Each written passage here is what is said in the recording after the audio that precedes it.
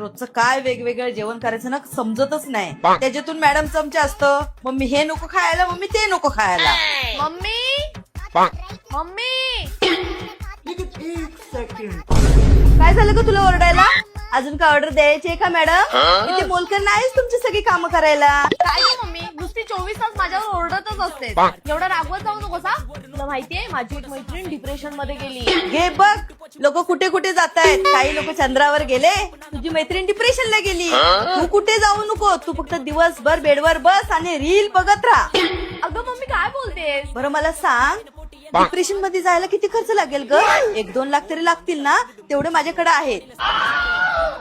1-2 लाख? काय बोलतेस मम्मी तू? जास्त लागतील का?